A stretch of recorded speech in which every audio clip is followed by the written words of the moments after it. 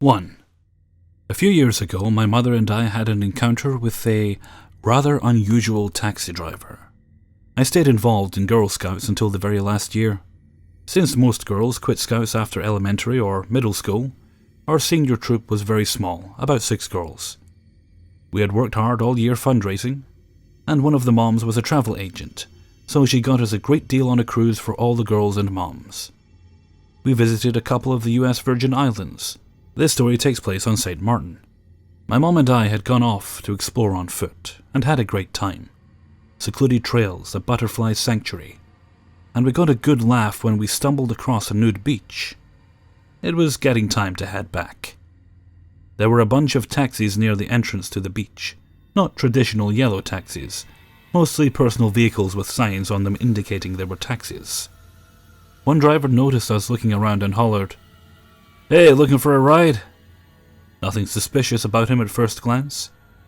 He was a tall, thin, dark-skinned fellow with an impressive set of dreadlocks and a wide, toothy smile. We told him we were heading to the dock and hopped in his car. The ride went pretty smoothly, but the guy took the long way. He drove along all sorts of back roads, telling us how much he loved living on the island.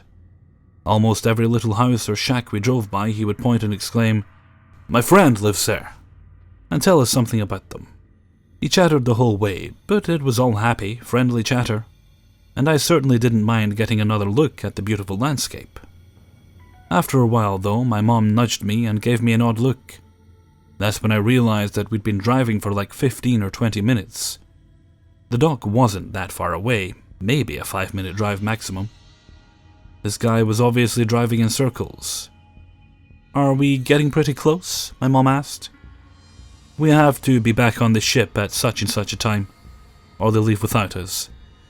"No problem," the driver answered cheerfully. "I just like to take the scenic route. These cruise people don't let you look around. You miss the best parts of the island."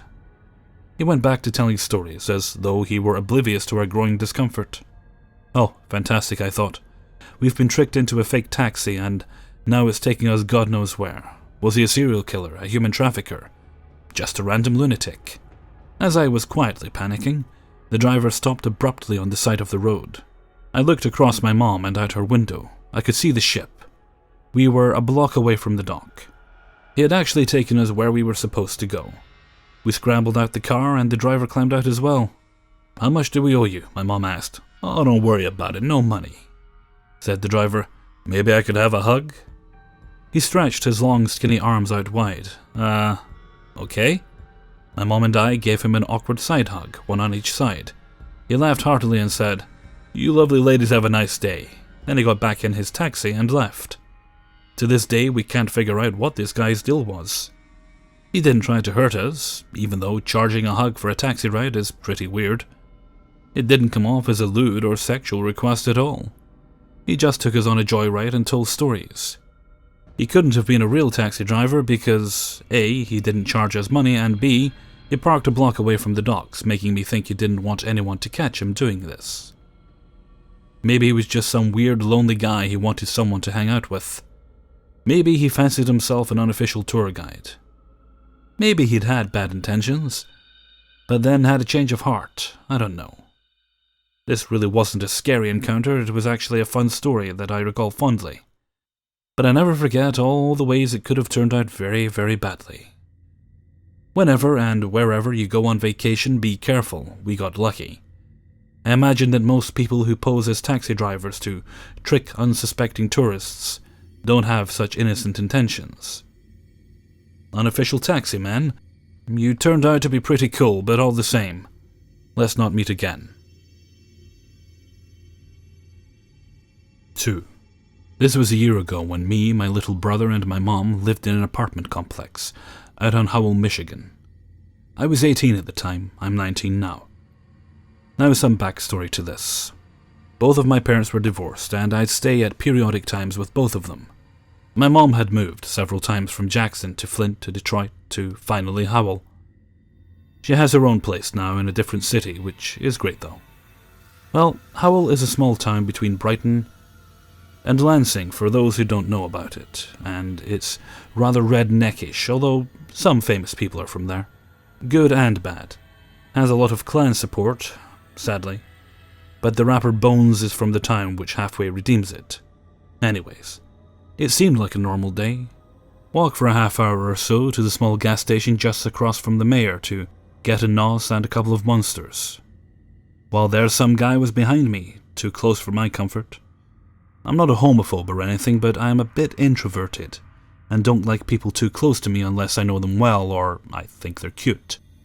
I bought the nos and monster, thanked the lady behind the bulletproof glass or plastic, and turned to go on my way. I'm usually able to tell someone's emotions or a feeling if they're trustworthy or not, most of the time, since I've always been able to naturally pick up on that. As I looked over, this guy was between somewhat skinny and pudgy, with some pretty lifeless eyes. Now, I won't say anything about that. I figured he could have been bipolar or depressed. Heck, my parents thought I had APSD for the longest time, when I just don't really like people or loud crowds. A lot, since they're extroverts. Anyways, I started walking home, and for those who don't know, I have to walk across a busy intersection just to take the path across a wooden bridge and park to get to said apartment complex. Now, I felt like someone was staring at me, and it was the dead of summer, and the day was muggy as hell. I kind of turned around to look, and the guy who stood so close to me earlier is probably 20 feet away from me or something. I didn't hear what he said, but it sounded like, "You're just like me." I didn't know what he meant, so I kind of laughed it off and said, "What? I didn't hear you." He didn't really say anything and kind of walked off. I figured, finally he left me alone, I can go home and order some Chinese. Anyways, I got home and nothing seemed out of the ordinary. It's about 10 p.m. and night rolls around. I'm sitting in bed, Skyping with my friend who was in New York. He'd moved when he was younger. We were talking about some annoying people on a web browsing game we play called Nation States. That's when I heard what sounded like faint scratching.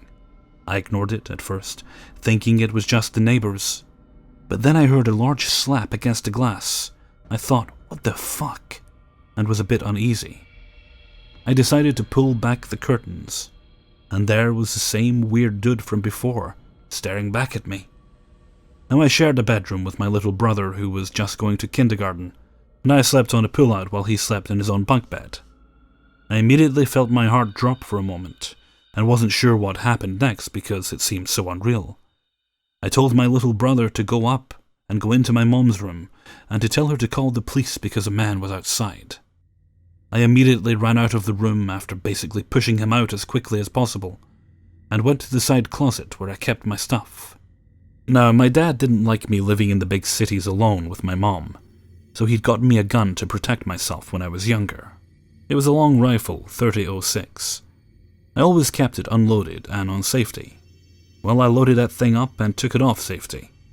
Then the patio light went off. Not really a patio, it kind of went into the ground, but it had chairs and a little table, you get the idea. This dude was trying to break into my house and force the door open. I immediately pulled the rifle up and yelled at him that if he tried coming through that door, I'd fucking murder him. Obviously not the best word choice since we lived on the bottom floor and had neighbors above us. Not only that, but it could have been bad if I had shot him before he passed the door and was outside the door itself. Kind of froze up, and then got a hold of himself and bolted. My mom came back, having called the cops, and was terrified to death, since she originally thought that my little brother just had a nightmare, but saw me with a gun. The cops eventually came and then left. There wasn't really any evidence, and the description I gave never went anywhere. But goddamn, that was probably the scariest stuff I've been through in my life. Extra. A day later, the landlord put flyers on every door that said not to knock on doors or windows at night, as it was a breach of privacy and danger to tenants. To whoever you were, intruder, let's not meet again, or you may lose more than a dull look next time. 3. I'm a 26-year-old female living in Scotland. I have a disturbing and downright odd story that I've never considered sharing until now. It involves myself, my cousin, a few friends, and an absolute creep that vanished and got away with everything. My cousin and I are the same age, and were 14 at the beginning of this near 3-year incident. My cousin had gotten a new household computer and installed the new MSN, as that was the major instant messenger back then. She started adding individuals from everywhere onto her contact list. One boy had stuck out. His name was Mark Halligan, aged 15, from Blackpool, England. They started talking every day, exchanging innocent pictures and becoming very close friends. He quickly admitted he was older, 17, and apologized for lying. My cousin gave him the benefit of the doubt and continued the friendship. Things got weirder here. He knew it was her birthday soon and wanted to send her a gift. She told me about this, and we thought it would be cool and wanted to see what he would send, so she agreed. But waited a while before sending her address. He started by sending phone credit codes so they could text when the computer was in use. She then gave him the address, and he sent her a lot of stuff: DVD player, huge teddy, DVDs, CDs, clothes, sweets, and various other things that she had to explain away to her parents as being a prize from a school competition. This went on for some time, while he still maintained he was 17, and added on that he made money from an under 21-year-old's football placement. Things escalated when he wanted to come up to meet her. She told me she was going to meet him, and she was taking her friend with her to be safe, and she was very excited. While making arrangements, he planned to take the train to Scotland. But of course, the day before he was due to come up, he admitted he was 21, had a car and a job. She was 15, and thought it was appealing and still went through with it. I phoned her that night, and she didn't tell me much. She just said that she didn't want to talk to him again, and didn't divulge any more information. A few days later, I received a contact request on MSN from Mark. I accepted, and he told me how him and my cousin had stopped talking and he wanted to know why. I didn't have answers other than that she just didn't want to speak to him again. We started to become very good friends. He was starting to act the same with me, sending phone credits so that I could text him every day. I found him really funny and a nice person. I told my cousin that we had been talking, and she asked me not to speak to him again, and didn't tell me why, no explanation at all. That night I told Mark what my cousin had asked me to do, and he asked to call me to sort things out. I agreed, and later that night he called. The voice on the other end of the phone was very odd, high-pitched and feminine sounding. We spoke, and he explained that he had an accident and it tore his vocal cords as a child. I felt bad and kept talking to him, assuming that was why I was no longer to speak to him. And maybe that's what scared my cousin. Soon after that, I got a call from my cousin who told me that a large package had been sent to her house addressed to me. I went round to her house to get it. We both opened it. It was band t-shirts, CDs, new Converse, books, an iPod, and money. I couldn't believe it. I wasn't sending it back, though. At that age, getting all that stuff for free was amazing. I got home and called Mark to thank him for the gifts. He was happy that I was happy, and we kept talking for a few hours. Lo and behold, he asked to come up to visit. I agreed and told my best friend, and she was very wary and insisted on going with me. The day he was meeting us, we had agreed on a location about 20 minutes from my house. We waited outside of a shop for him to arrive, already full of nerves and excitement. He was 10 minutes late, which magnified the feelings. What approached us at a very fast pace, and came to an abrupt stop, was a blue Volkswagen Golf. He sat for 5 minutes before getting out of the car. We stood and knew something was wrong immediately. What got out of that car was terrifying to two 15-year-olds, expecting someone who we thought was a 21-year-old, handsome, tall, and warm person. This actually happened. Nothing is exaggerated at all. He stepped out of that car, and he stood around 5 feet tall. He was all in denim. His face, honest to goodness, looked like a burn victim's face. This man was in no way, shape, or form 21. He was easily in his 50s to 60s, which we found out at a later date was true. And he was truly intimidating. We smiled, said hello, and asked him to go on a walk. We took him towards my house. While walking to the destination, we whispered to each other and made a plan to run away from him. We exclaimed that we were going to pop into a friend's house to get a DVD to watch at my house. We decided to go to my still childhood friend of 23 years' home, which was en route to my house. Both of us, in tears but hiding it, went to our friend's house and near collapsed in the doorway. We gave him a brief account of what happened and told him we needed to get away from him. We were petrified. He told us to lock the door behind us, and we went out into the back garden, climbed the fence and ran like the effing wind between houses and back gardens to a heavy wooded area that we knew really well that led to my house. We must have stayed there for hours.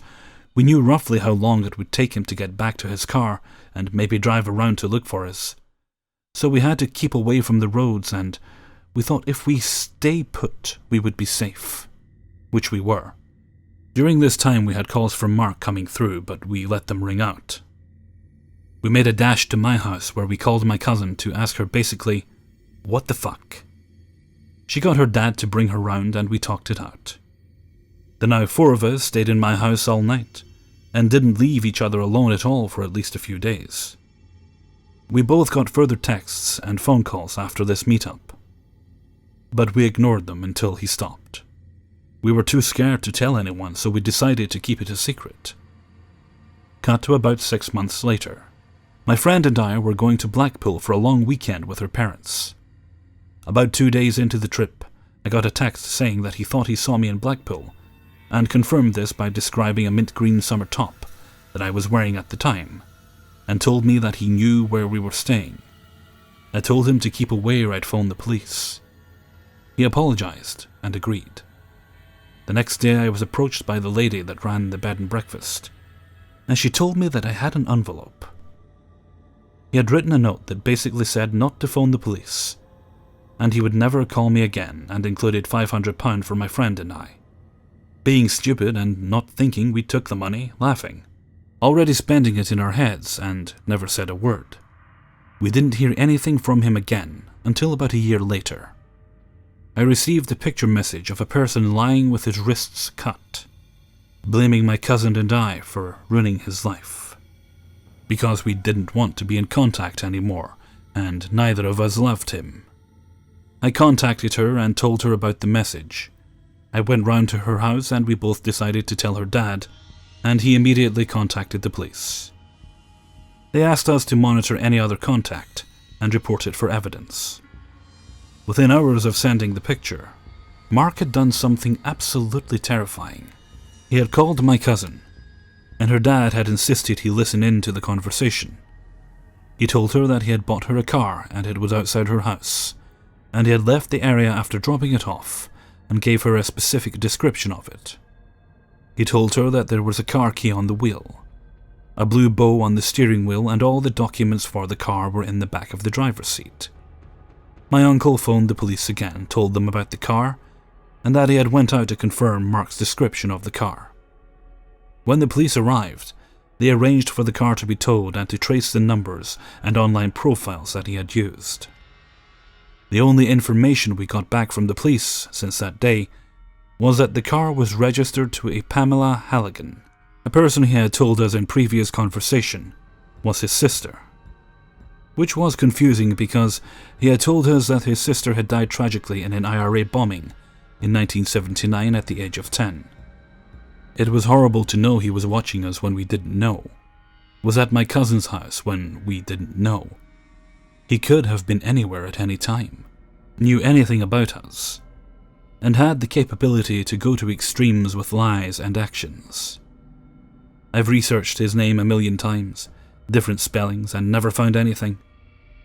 We still get chills talking about him, and have often not been able to finish a full conversation about him, due to the horrible realization of what he had done. Hey everyone, Hellfreezer here, and thank you very much for listening to 3 True Scary Stories, episode 191. Thank you very much to everyone who allowed me to use their stories in this video. Well, that's 191, we're getting very, very close to episode 200. That means I'd like to try and think of something I can do for episode 200, and still maintain three stories. Doesn't seem like that long ago I did episode 100, where I think I finished it off with the extra long story from, was it Pam, I think it was called, about that rather mentally disturbed young lady who was stalking that poor family for years. I keep meaning to check in on that. I mean, hopefully they haven't had any dealings with her since. And speaking of disturbed individuals, every now and again I miss MSN, then I hear stories like that and I'm reminded of all the bloody weirdos that you could find through it. Ugh. Don't get me wrong, I did have some very nice people I would chat to on there, and I was very careful about who I added, but even then, dear oh dear oh dear. Okay, and with that I think I'm going to head off for now, so until next time, thank you very much for listening, and take very good care of yourselves.